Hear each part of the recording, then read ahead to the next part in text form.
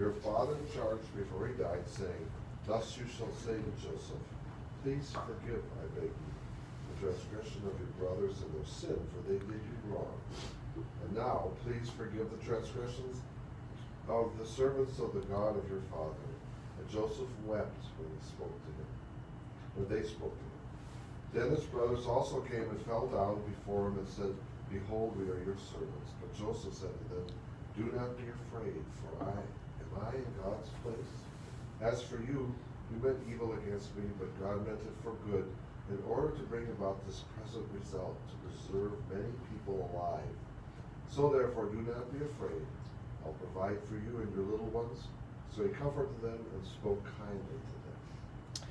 Okay, thank you, Everett. The context here is post Jacob's death. Dad has died. They've gone through the process. They've honored his wishes to be buried in the family plot, which is in Hebron, in the Holy Land. They've returned back, and the brothers they break out in cold sweat and say, what if Joseph wants to get back at us? And of course, we've read the interaction between the outburst or the interaction as a result of this fear, and we see two very different views of history, of their common history together. The brothers representing one, and then Joseph's perspective representing two.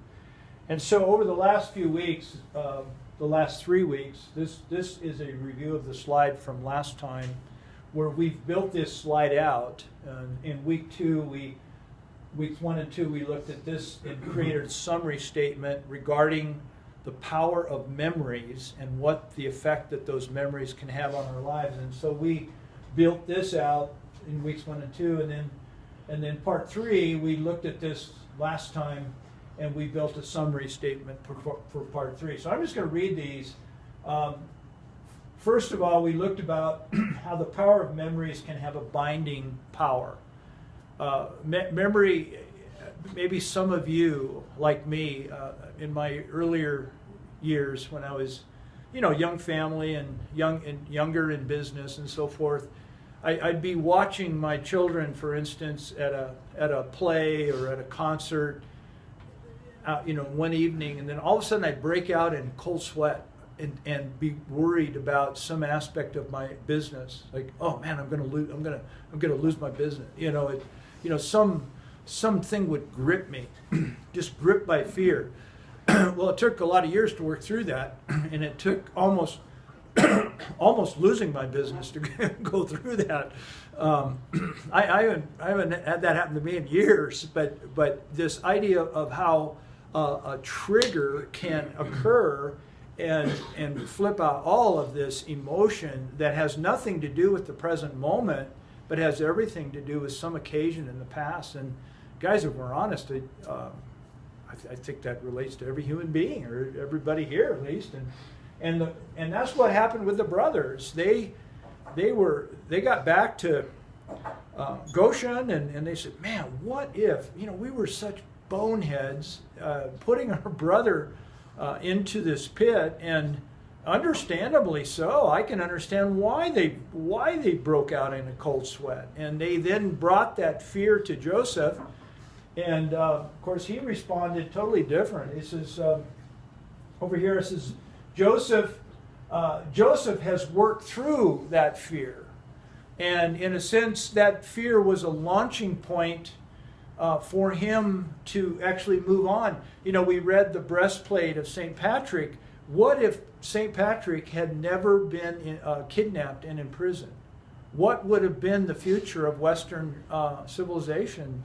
It was really a hinge moment in one man's life. And if you think of the providence of God and all that, it was really an amazing grace, not only to him, came through tremendous turmoil, but also for all of us today. It's just, sometimes it works like that.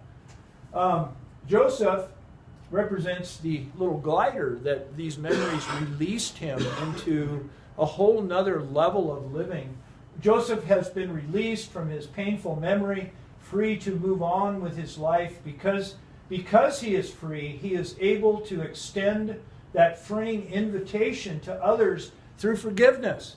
If we have realized and embraced forgiveness, we are then able to forgive.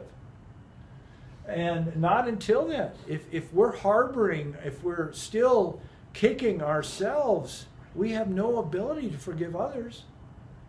And his forgiveness is characterized by three factors that we looked at in the text. He removes fear in his brother. He's into removing fear, not what do you call it? Not perpetuating. Thank you. Not perpetuating fear. Oh, thank you.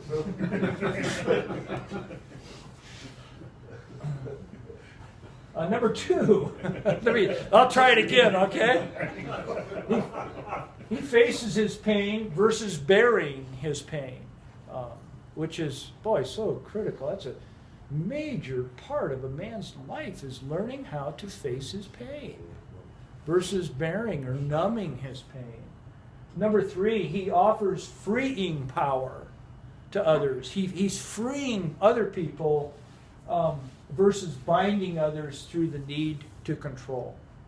You know, there's, of course, the far right represents what was happening over here. These guys are in survival mode, protection, survival. He's in freeing and releasing mode. We really see that in the text. So what I'd like to do is give us opportunity to talk about these last few weeks.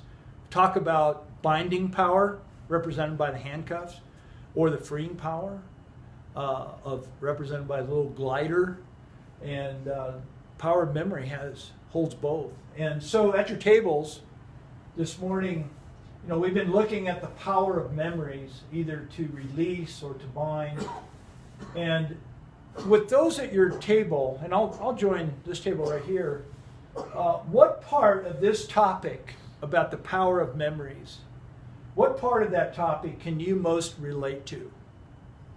And then just express your thoughts and feelings. If you've got feelings regarding, express that to the others at your table. And then I'll bring us back together. We got a good amount of time here, so I'll bring us back together and we'll kind of sum it up. So let's do that. I'll stop the video and